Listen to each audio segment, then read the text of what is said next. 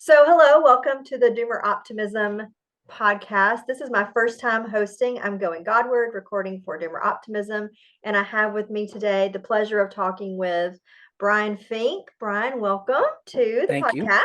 Thank you. Thank you. It's I don't great to know how be many here with you. podcasts you do. Do you do a lot of podcasts? Thousands, really. And Thousands. my time is so filled with them. I rarely have time for much else. Oh no, I've been on, I would say, a half a dozen or so in the last year, maybe year and a half. Mhm. So yeah, I would say something like that. Mhm. Great. Well, I know Brian through some writing that he's done in the past on education. I got to see some of his work that was published. I've kept up with him through Twitter. You can find him on Twitter. And Brian has a Substack that he writes from. But most of all, Brian is a father to five, husband, goat herder, farmer, bit of a homesteader, Yeah. and teacher. You teach literature? I actually teach religion and history to Okay. middle schoolers. Yep. But you're very versed in literature. Yeah, that's what I studied. My undergraduate degree was Yes. in English. Yep. Right. So Brian is just a really unique person in that he's kind of living in multiple worlds. He's in the education world. He has a literary perspective. He also has the homesteading farmer perspective. And Brian also has a really deep insight and profound understanding of the human condition, of the way the world works, how we've arrived at this present cultural moment, and he just is a really good fit for the Doomer Optimism crowd. So, I've got some deep, pressing questions for Brian today. So hopefully he'll be able to answer them for us. I think the Doomer Optimism crowd are we're trying to evaluate things, to imagine how we want to change things, where we can impact. A lot of us are focused on local influence, our most immediate sphere of influence, and kind of what the good life looks like. So Brian, first question. What would you say the good life is, and how is the good life cultivated? Well, um, the simplest answer I would give is probably the good life consists of conforming oneself to reality. And it's a very simple and short answer. And yet you could spend a lifetime thinking about it, talking about it, and trying to live it. What does that actually mean? In part, it means that there's an objective reality. There's the way that things are, the way that existence is, despite my being here or not. And my presence, my own existence, has in some way the ability to shape that or to interact with that.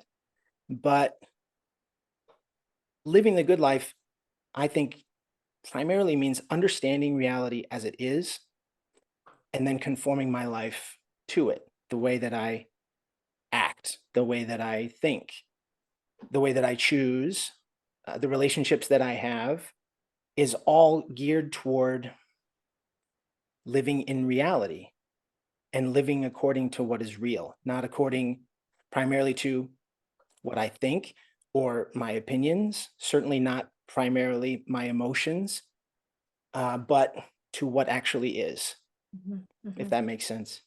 Yeah, I know that you are a goat farmer, Yeah. goat herder.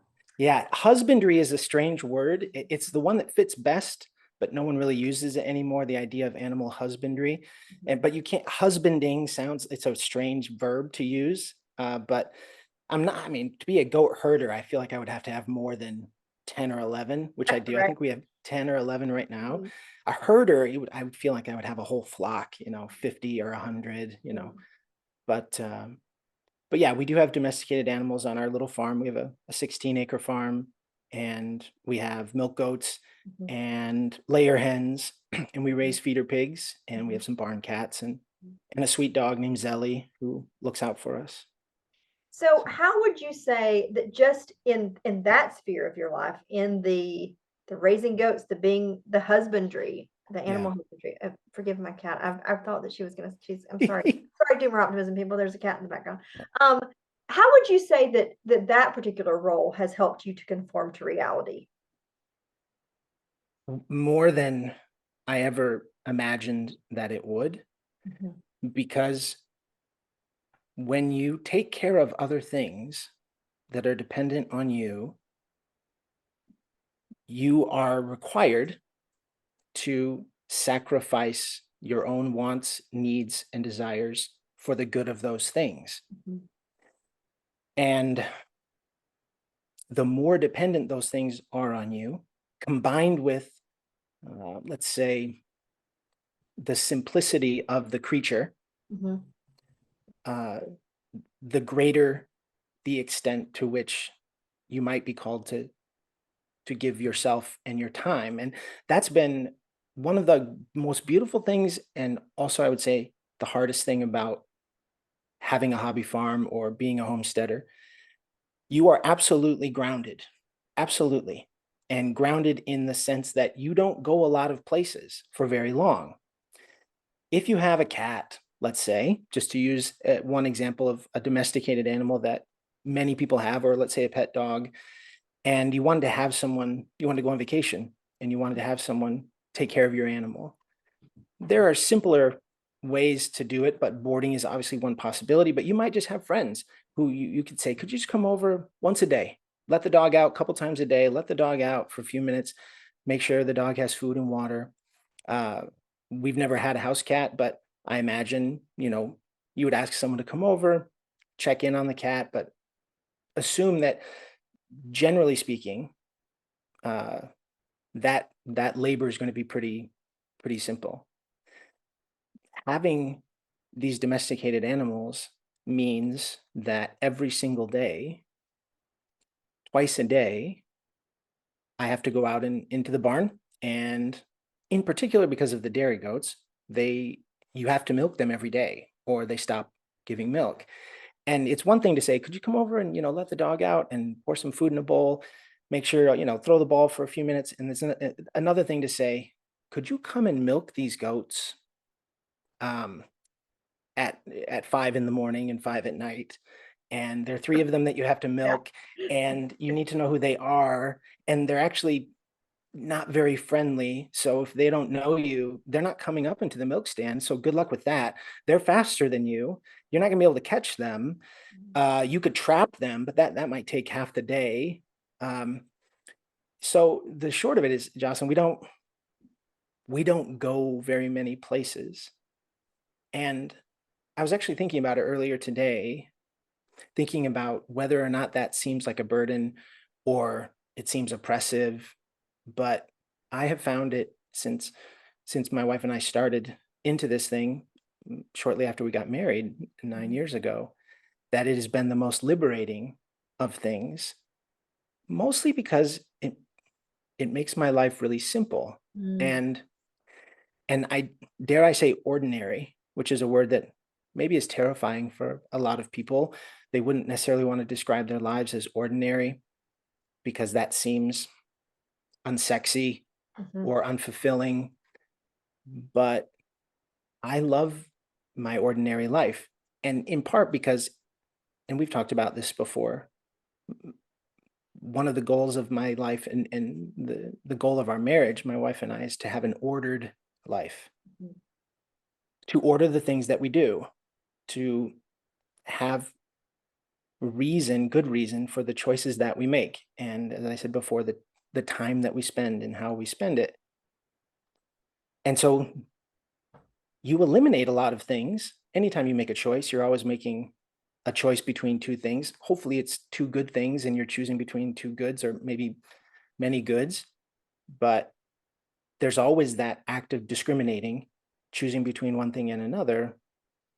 And the beauty about living on a hobby farm is that your choices are limited mhm, so that you don't feel every single day like you're walking down the cereal aisle at a major grocery mm, store where mhm, there's 500 different options mhm, and 20 new ones and 50 that are about to go away. And so you have this overwhelming pressure to make a really important decision from an unlimited number of options, and you find yourself paralyzed because, well, I really love cinnamon toast crunch, but look at this new thing, this new Reese's Pieces peanut butter thing. Mhm. Is that going to be good? Will I be fulfilled if I...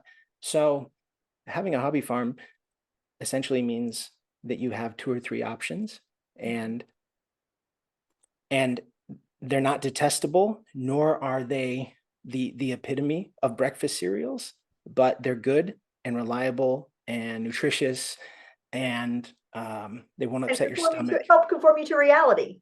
That's right. Yes. That's right. Yeah, I think that's it. And the beauty about living on a hobby farm is that it's demanded of you, whether you want to or not. The only alternative would be to abandon the project altogether, whether it be dairy goats, whether it be the garden that we keep, to not raise layer hens, for instance. You could abandon that, and then you would be free to do more things. I would be free to do more things. Mhm. And yeah, okay, sometimes I feel like I wish I had more time, but then I think, what would I do with that time? Mhm. Mhm. Watch TV, scroll Instagram. Right. Um, what would be the thing? Yes. You know, and my wife likes to say, you could spend more time with your children, but they're out with me. Mhm. They they love they love being on the farm. Mhm. It's actually, it reminds me of a story. When our daughter, who is now 8, she was probably 3 maybe, and we went over to a friend's house, and they have this big bay window that looks out on their backyard, and then they've got some sort of timber behind that, like a some timber that goes back a little bit. And she was kind of staring out the window and looking, and for a long time. And I thought, oh, it's just beautiful. She must just be looking out at the trees. And at one point, I finally went up to her and I said, Edith, what are you looking at? Are you looking at the trees? Are you looking at the what are you looking at? And she sat for a moment, and then she said, Dad, where are there goats? I don't see any goats. And it never occurred to her that we might be the only people we know who have goats. We might be the only people we know who live this kind of life. Mhm. And so for her, it's the most natural thing in the world that Mhm. we have chores in the morning and chores at night. And Mhm. part of the evening is spent in the barn and straining milk and collecting eggs. And that's what my kids see as normal, Mhm. Mhm. even though in the world it's, let's say, far from it, you Yeah. know? That's really special. I've talked about this before, and I was actually reflecting on this today, and just in terms of raising children, technology, screens. I think you and I maybe have even talked about this, or maybe I've read something, but that you've written. I feel like technology kind of robs children of any sort of like childhood experience where memories are created and things that they can revisit when they're older and they need something that grounds them. There's not really anything there whenever their lives are spent engaging with technology. Right. But it sounds like, what you're providing is something that creates a foundation in reality Yeah. that will sustain them whenever they are older. And Yeah. I yeah. hope so. I hope so.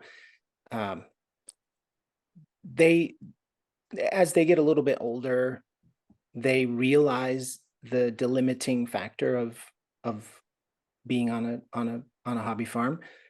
They don't necessarily get to do the things that, well, maybe I shouldn't say that, that they don't get to do the things that their friends get to do.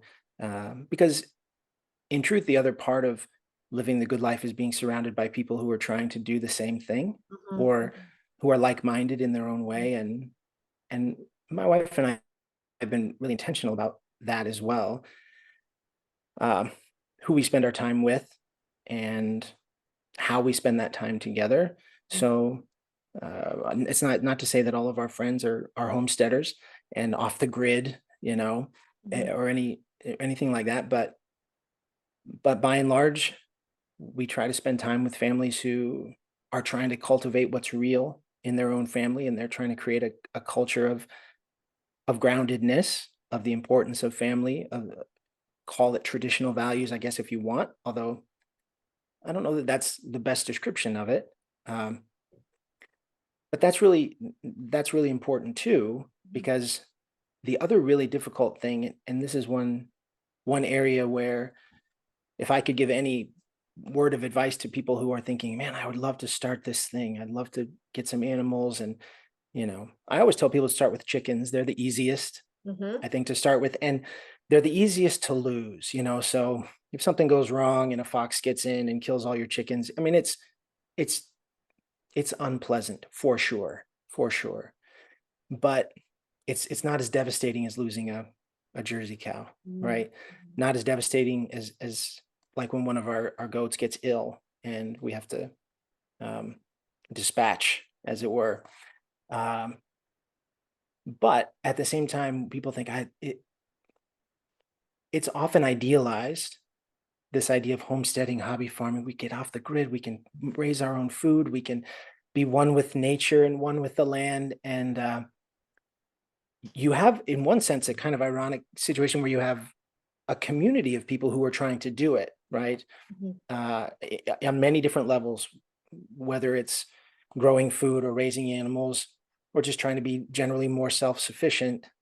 But it can be very isolating because you're there. The work that you have to do, the free time that you have, your hobby, if you want to call it that, is in your backyard, right?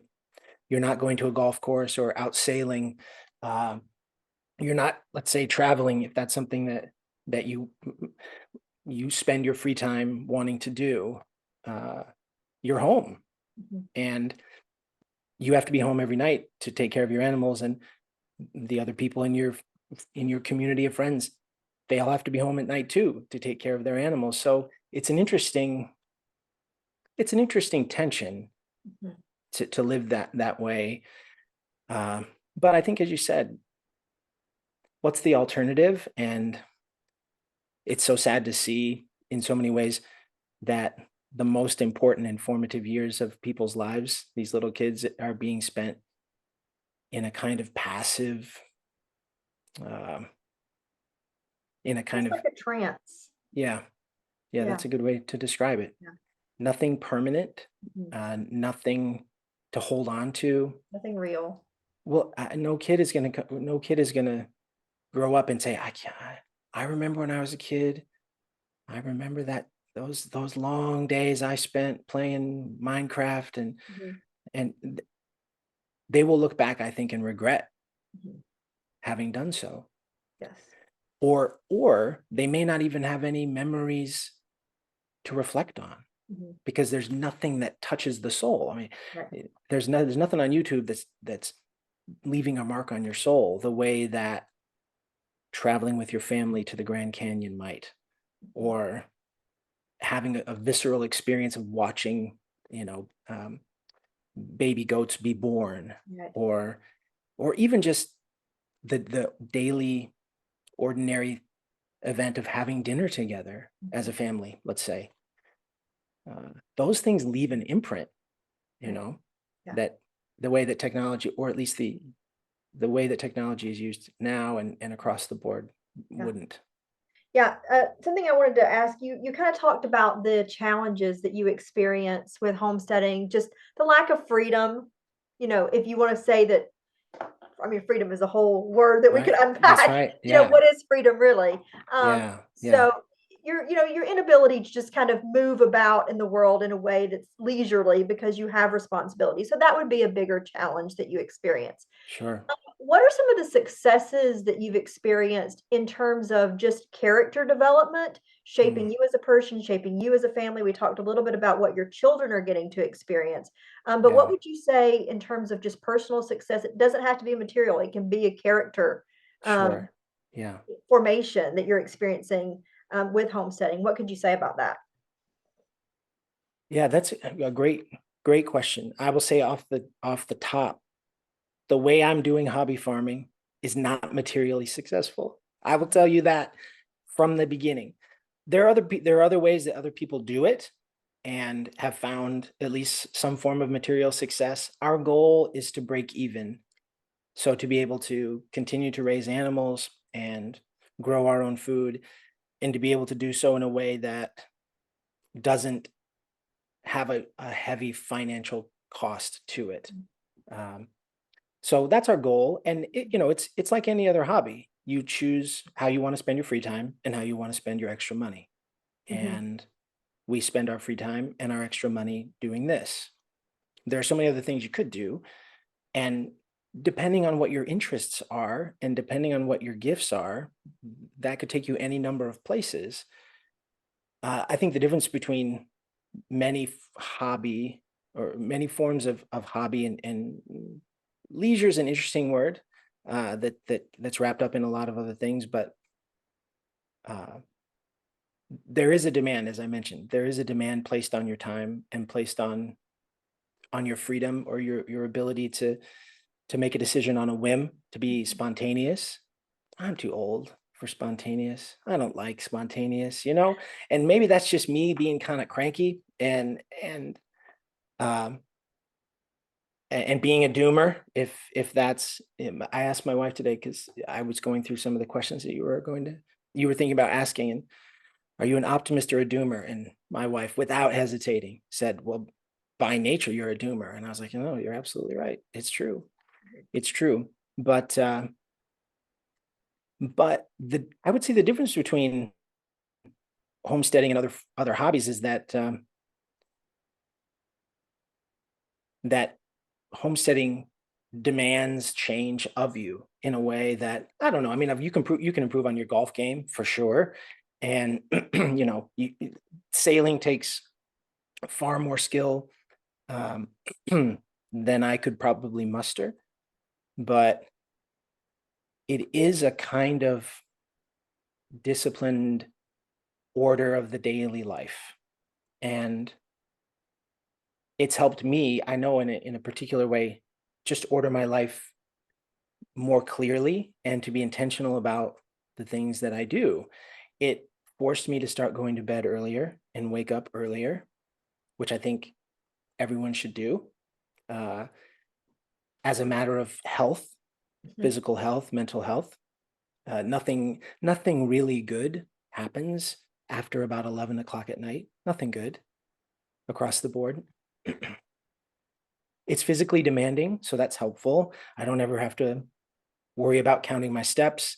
I do exercise with a group of guys, but that's more for fraternity and community than it is for, let's say, being ready for bikini season.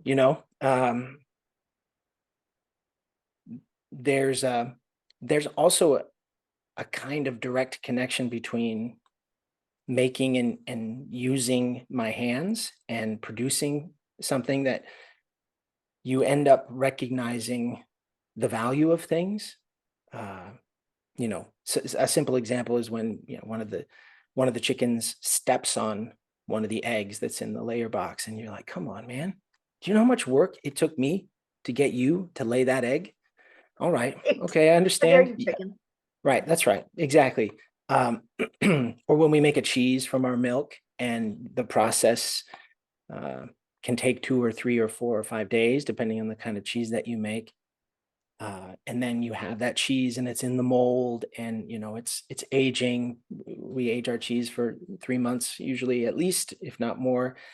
And then when you eat that cheese, it's a whole different experience than you would otherwise have, I think, from even buying a similar kind of cheese at the store. Mhm. Not just because, oh, this is healthy, but just because of the discipline that was required and the knowledge that was required to do it. Um, so it's helped me, let's say,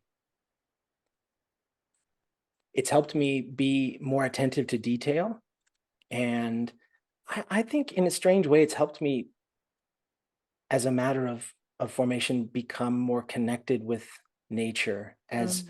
as tree hugger-ish as that sounds, because the more time you spend, especially with the goats, I would say chickens, I love them.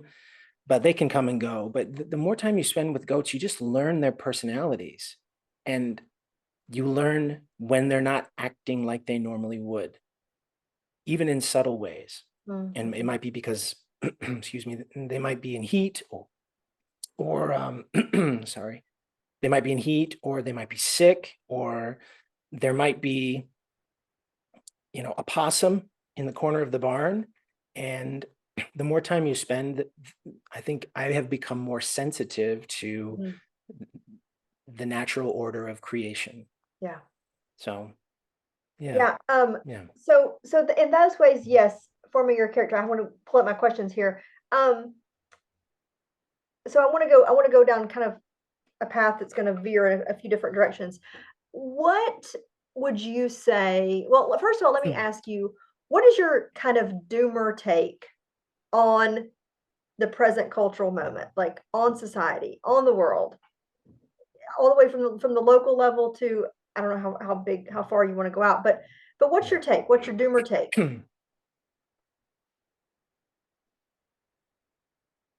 Well, my wife was right when she just said, by nature, I tend to be more skeptical and pessimistic by nature.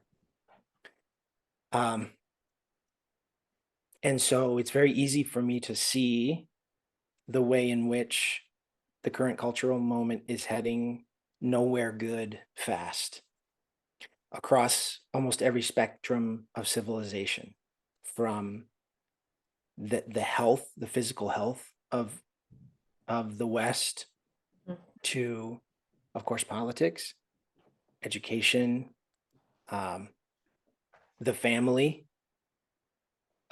community, uh, and all the effects that are downstream of that, things like addiction and infidelity and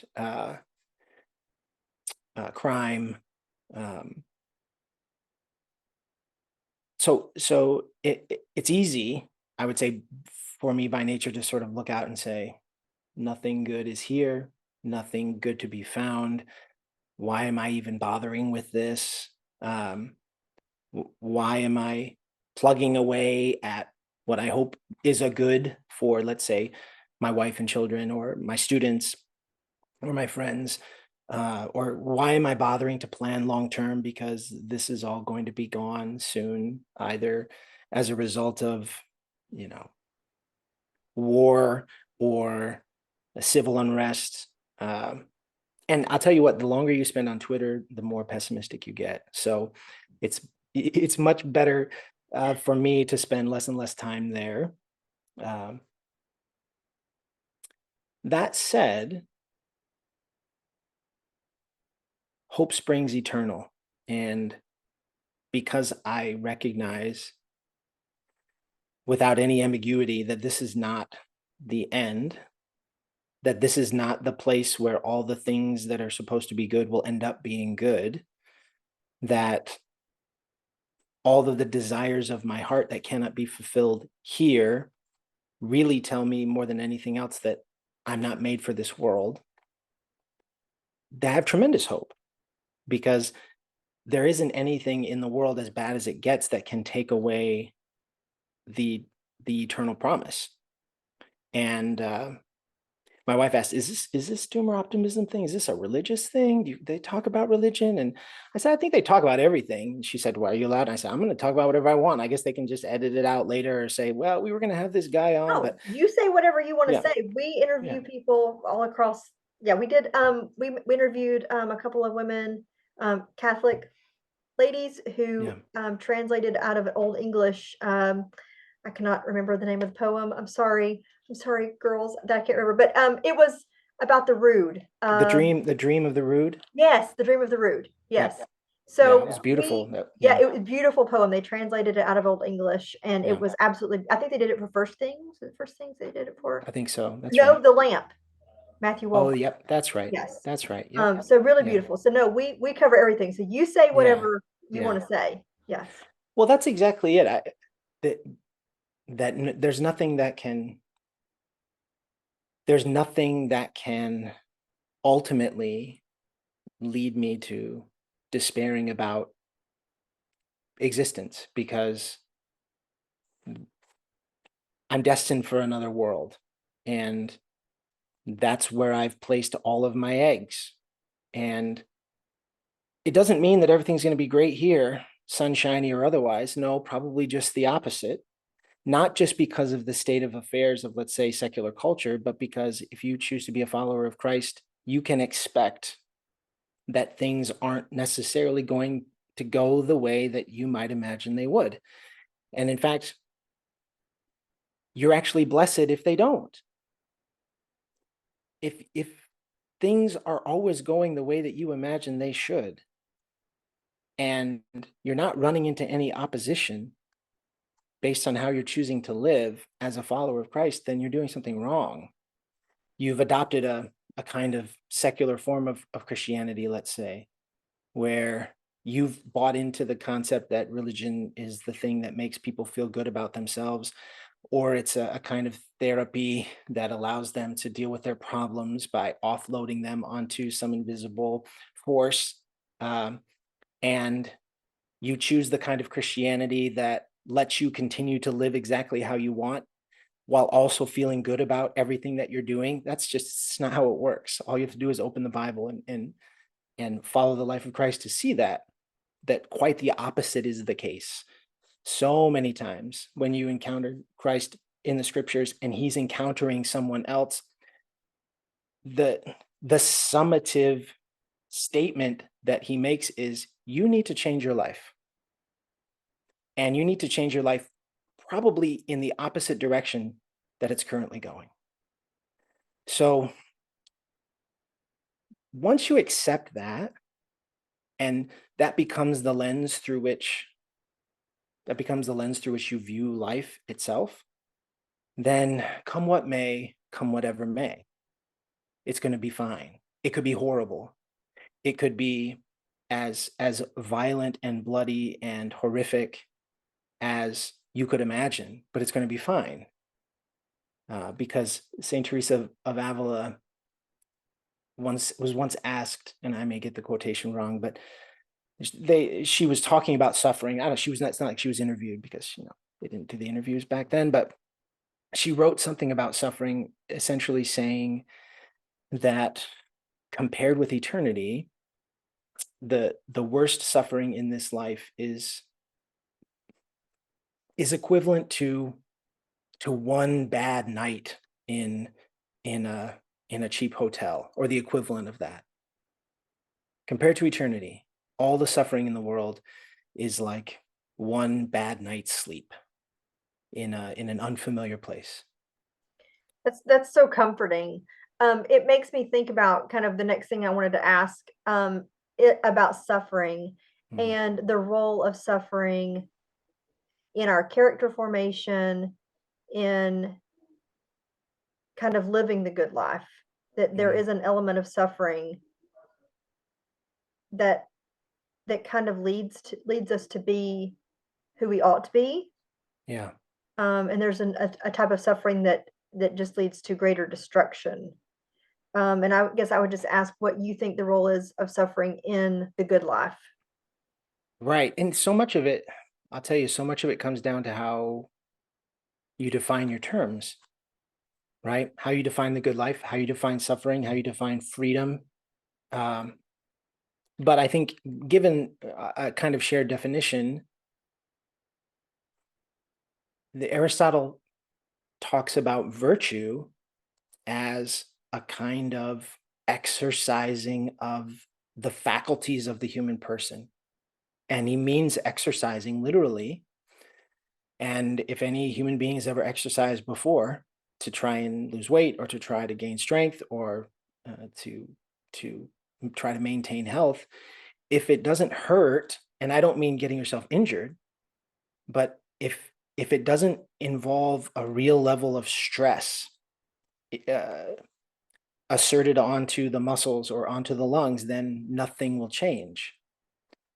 So the same can be said of the good life, which I think Aristotle says that happiness turns out to be the activity of the soul in accordance with virtue. So if the good life is the fullness of what it means to be human, of a flourishing of what it means to be human, then that doesn't happen by accident or chance.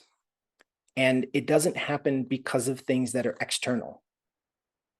A virtuous person can be virtuous in the best and the worst of circumstances. And in fact, only a virtuous person can be virtuous in the best and the worst of circumstances. It can't depend primarily on external forces. There has to be some internal reality that is operating all of the time, despite what's going on around.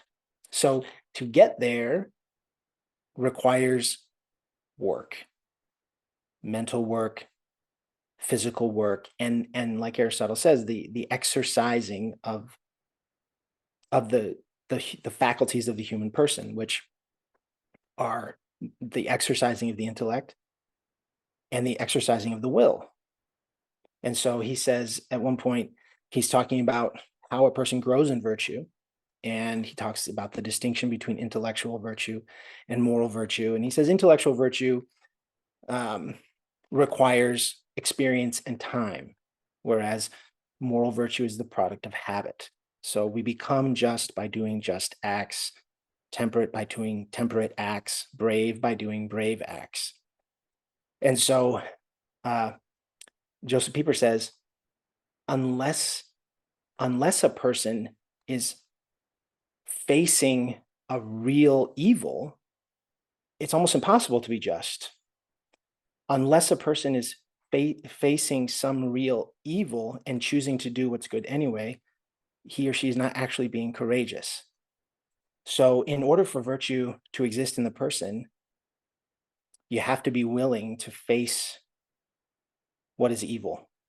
And you could use that, you could talk about that in the spiritual sense, or you could talk about it in the sense of the injustice that you would see in the world.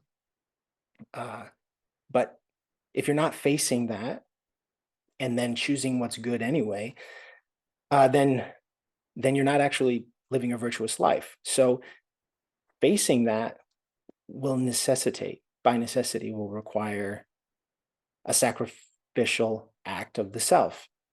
It's the only way you get there. Yeah, I think that's really good. I would say, since we've talked kind of about your doomer perspective, Yeah. and we've talked about the role of suffering in our formation and in living the good life. What's your optimist take? You kind of talked a little bit about, like, you know, an eternal perspective, but I guess Yeah. I would ask, if we could bring it down even to like the most micro level, present day, what are some things that you see that are positive, and what are some things that people could implement in their lives today Yeah. that would help them to cultivate the good life? Sure. Well, it's another great question, and I was thinking about it beforehand. At the foundational level, it's a way of thinking about existence. So in one sense, you have to start there. I mean, depending on who you talk to, and Jordan Peterson looms large in a conversation like this because he asks people when they're down and out to start with really simple things. And his most famous, of course, is to make your bed. That's his most famous, to start with really simple things. And that's a way to get from, let's say, the lowest point you might find or you might feel that you are in your life to a point of stability. So the question, at least in part, is where does a person find themselves at the present moment? Are they at the end of things thinking, I don't know how it could get any worse? And so overwhelmed by that feeling that, let's say, it's hard for them to get out of bed, or it's hard for them to get to work every day, or they just don't see the value in going out and meeting up with people, or any number of those things. I mean, if you're there, and some people are, then it is those very simple things to get you moving, and to get you moving in the right direction. And I'm going to creep back to where I was earlier, but a lot of what Jordan Peterson and others would talk about. Jocko Willink is another who comes to mind. I listen to his podcast on a regular basis. He's this former Navy SEAL, and when he gives advice, essentially what he says is, you need to order your life. You need to order the things in your life. And I mentioned earlier, but practically speaking, I think one of the very best things that a human being can do if they want their life to improve is to go to bed earlier and get up earlier. And there's all sorts of reasons for that. And you can do any number of you can do any number of inquiries into all sorts of studies and any sort of, you will learn over and over and over again that the body does better when it goes to bed earlier and wakes up earlier. And you see that in something extreme like the effects of people who work the swing shift. My sister was a labor and delivery nurse for a long, long time, and she often worked the 6 p.m. to 6 a.m. shift. And she did it very well. And, your body adjusts. But when she stopped working that shift and moved on to something, let's say, more circadian in working during the day, her health immediately improved. Immediately. And she's one of the healthiest people I know. She's like always eating, organic, and she exercise. She's very conscientious about all of those things. But you can't fake your body into thinking that it's sleeping at night when it isn't. So that's the number one thing I would say. Go to bed earlier, get up earlier. The number two thing, and I think it's going to be pretty controversial, is to stop drinking if you are. And people might say, well, that's a personal choice, or I only have a drink, when I'm out with friends, or okay, that's fine. It may not be that you have a particular problem with drinking, but again, you can look at all of the scientific studies that have come out regarding alcohol, and none of them are good. None. Oh, what a glass of wine, antioxidants. That's not why people are drinking wine, right? Other than Stanley on The Office. Right? No, nobody's drinking wine for the antioxidants, right? It's just not happening. So the problem, of course, with drinking regularly is that you drink regularly and your body gets used to it, and it makes everything harder, except for the 3 hours that you're drinking. Everything in your life is harder as a result. And so I would say that's a huge thing that people can do. If you want to get into the real nitty gritty, so we can bypass drinking and move on to the next thing, I think having a plan of life can be extremely helpful. If you want to make your life better, have a plan of life. What time am I waking up? I'm going to write it down. I'm getting up at 6:30 every morning, or whatever it might be. Do I have free time in the morning before I go to school or before I go to work? If I do, what am I doing with that time? Maybe my work day is pretty scheduled and ordered, and I don't have a lot of flexibility there. Okay, great. But what about when I get home? What am I doing from 4:30 until 10 o'clock? Right? I'm factoring in obvious things like eating, bathing, basic hygiene. But what about that time from 7 p.m. to 9 p.m. that the vast majority of people have? What are you doing with that time? If you don't have a plan for what you're doing with it, the most likely thing you'll do with it is nothing.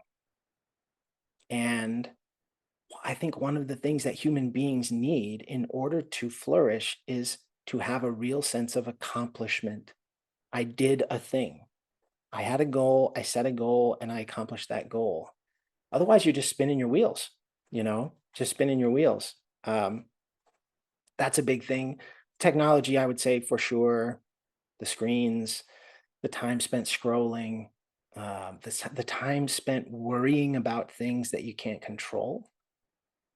That's just a fool's errand, And it's hard because obviously there are things that are out of our control that affect us, of course, and might affect us significantly, whether it be politics or the economy, whatever it might be. And you can't just bury your head in the sand and pretend like nothing bad is happening, but you're not adding one more moment to your life by worrying. In fact, just the opposite is the case. right? It's the high stress, high anxiety state that so many people are constantly right at that edge, just below panic attack, just below freak out, just below, screaming at the top of their lungs at the person who cut them off in the car ahead of them. People are just living there. And your body is not happy about that at all. Uh, all the chemicals that are released as a result of that affect everything: sleep, the way your body digests food, the way that your muscles tense and relax. All of those things are affected by that. Um, and you just can't pretend in a way like you're not worried about it if you really are. You have to find different things to focus your attention on. Um, so that I would say personal, like in a personal, if you're just a single person living your life and you're trying to get things going in the right direction, those are some practical things. Um, I would say moving out a little bit communally, get married and have kids. If you're called to marriage, get married and have kids. Uh, why? Because it's the best. It's the best. Human beings are built for community. That's how we're designed. And the most important community that you will ever be a part of is your family. You don't get to choose them. You don't get to just decide when you show up. You don't get to decide who gets to be a part of it. I mean, obviously, when you're an adult and you're thinking about marriage, okay, there's a different decision, but you don't get to choose how many siblings you have, and yet you still have to be a part of it. And Chesterton has some great things to say about the family. He says it's the wildest of institutions. It's the freest of institutions because there's no limitations placed on it except by the institution itself. And so it's a great adventure. Huge for men. It forces you to stop being lazy and fat and eating junk food all the time and wasting your time playing video games or looking at porn. You must, if you want to be a good husband and a good dad, die to yourself and live for your wife and kids. Does that sound like a great thing that everyone's jumping up to do? Probably not when you describe it that way, but that's the irony. The irony of being a husband and dad is that so little time is your own, but you never really end up spending any better time than the time that you spend with your wife and kids. So if you're dating someone and you're like, well, we're going to get engaged and we're going to get married soon, but I want to finish school and start the career and we'll make sure who cares? Don't worry about that. Your kids don't care if you're poor when you get married. They don't care if you live in an apartment. They don't care. They don't care if you can't, rub two pennies together. Yeah. Do you want to make sure they have food? Yeah, of course you do. But you don't need, you don't need the 5-bedroom, 3.5-bathroom house. You don't need the career. You don't. So feel free, feel free and Yeah. jump and take a risk and dive in and don't be afraid of it.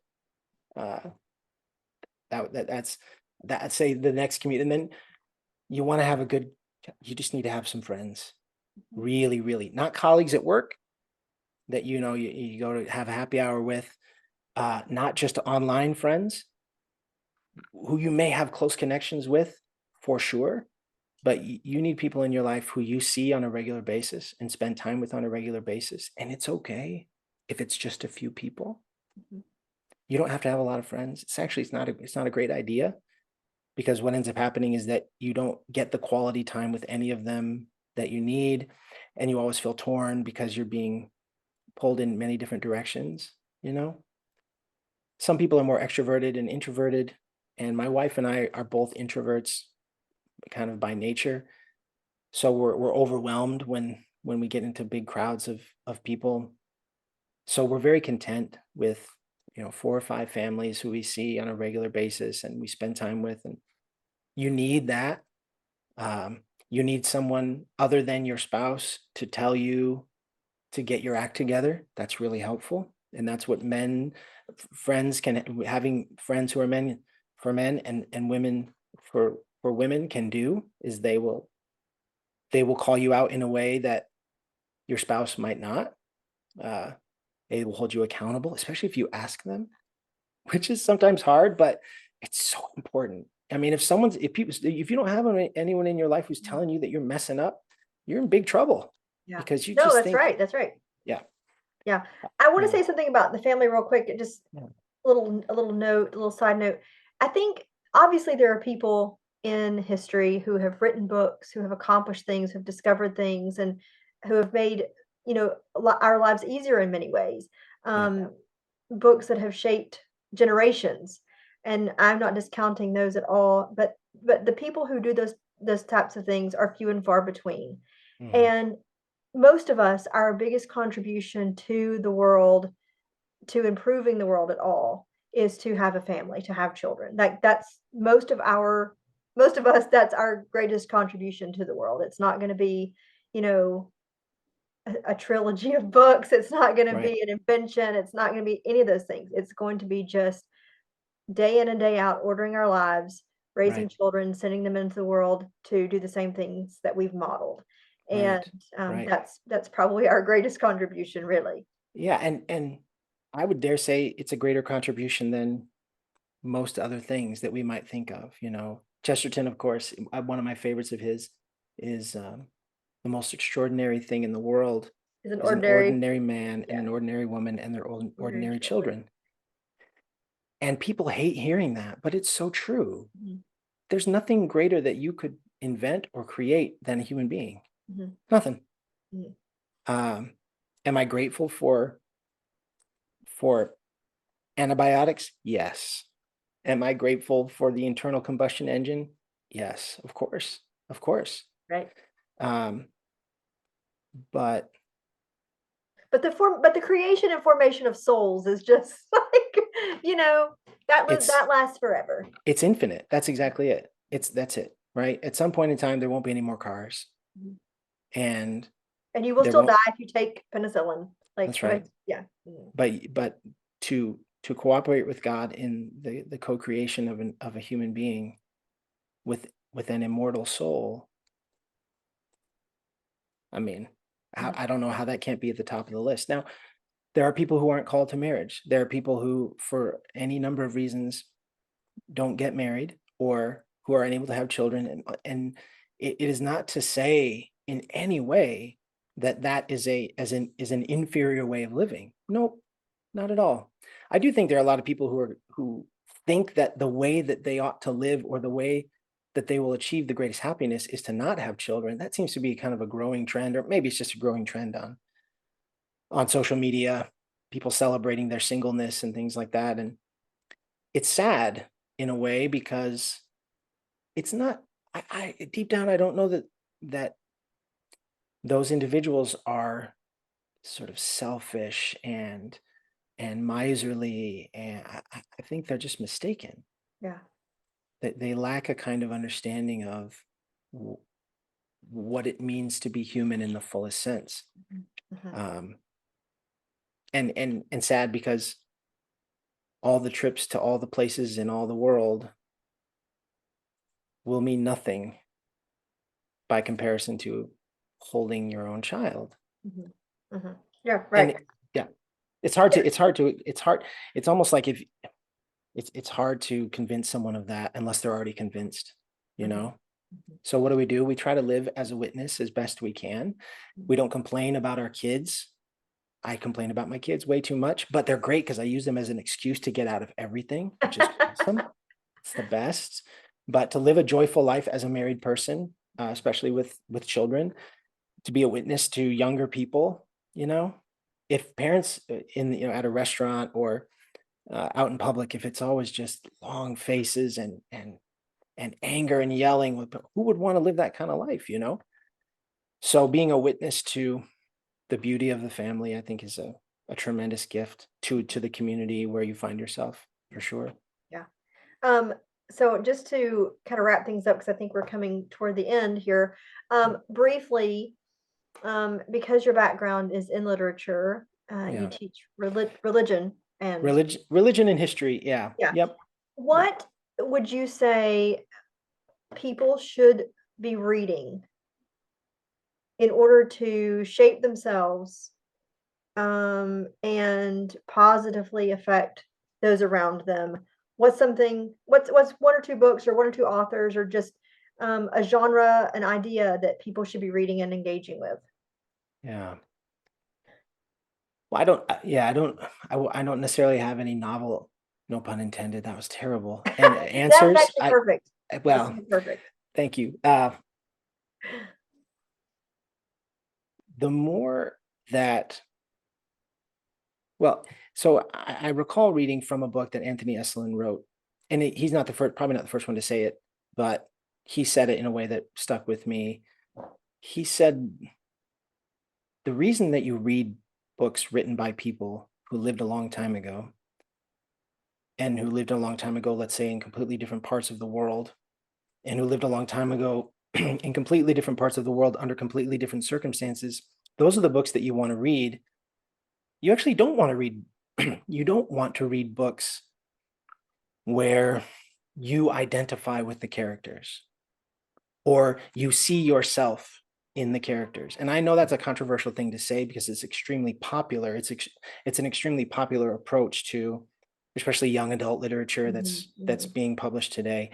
Well, we want the kids to read it, and if they can see themselves in it, they can recognize themselves in it, then they're more likely to read it. True. That's probably true. But Anthony Esolen says, no, you want to read perspectives from people who are completely different from you because you can't live their life, but you can vicariously experience what they experienced by reading what they wrote, whether it be fiction or nonfiction, whether it be historical or contemporary. You want to delve into the worlds of other people who aren't like you Mm, so that you become more and more human. You become a better seer of what real human life is like. So that would be, I would say for sure, don't buy into, if you're thinking, what should I have my children read? What they don't really, these things seem so distant to them. And so, okay, that's fine. Will it be as entertaining? That's a tough thing too. We hear it a lot in schools. I just want them to read. I don't care what they read. I just want them to read. Hmm. It's almost like saying, I just want them to eat. I don't care what they eat. I just okay, want with them to Snickers eat. bar. Just wanted to eat. Yeah. That's right. Twinkies, Mhm. they'll eat Twinkies all day, you know. The analogy limps a little bit, like all analogies do, but you want your kids, I think, to get into the meat, get Mhm. in, you got to dig in deep, and that's an intellectual exercise for sure. So, but you start with all that, you just start with fairy tales and Mother Goose, especially with little kids because they love sing song and rhymey and lyrical kinds of works. Mhm. It sticks with them in a way that it's pleasing and enjoyable. Mhm. And Mother Goose and Grimm, there are lessons in there that are shown, not necessarily told, which is the best way to teach anything. You show it, you don't tell it, because people don't like to be lectured to. Mhm. People don't want to be moralized to. So you try and find stories that show rather than tell. Uh, I have become, as I've gotten older, more of a reader of nonfiction than of fiction, and I would say to my detriment. Um, I've tried in the last couple of years to be a reader of nonfiction by day and a reader of fiction by night. So rather than reading a social commentary or reading, uh, some historical book or philosophy or theology or something like that, at night I'll try to read more and more novels. Mhm. So uh, it engages a different part of the brain. And as I've gotten older, I think, as I said, to my detriment, my imagination has waned a bit because I've spent more and more time reading nonfiction. Not to say that it's bad in and of itself, but I think letting kids create worlds in their minds is Yeah. extremely helpful, Yeah. uh, and uh, and good. It is amazing what my kids will remember from the things that we've read and the worlds that they'll create, on their own as a result of that. Mhm, mhm. So, yeah. Yeah, that's so good. Um, I think that you've done such a good job of talking about the good life. That's what I think we're all, whether consciously or unconsciously, we're trying to achieve. We're trying to find the good life and to live it. Yeah. And I think that you've shared about your homesteading experience, about raising a family, and all the things that come along with that, Yeah. suffering, character formation, um, the sacrifice that you have to make, and the grounding, like how it grounds you to reality, helps you to conform to reality, is all instrumental in living the good life. Mm. Brian, thank you. This is so good. Yeah, no, Yeah, this is great. I appreciate you coming on Doomer Optimism. Yeah, yeah, I'll end the recording. You and I can chat a little bit after, but thanks so much for okay. coming on. So thank you very much for the invitation. It was a delight to be here. Thank you, Brian.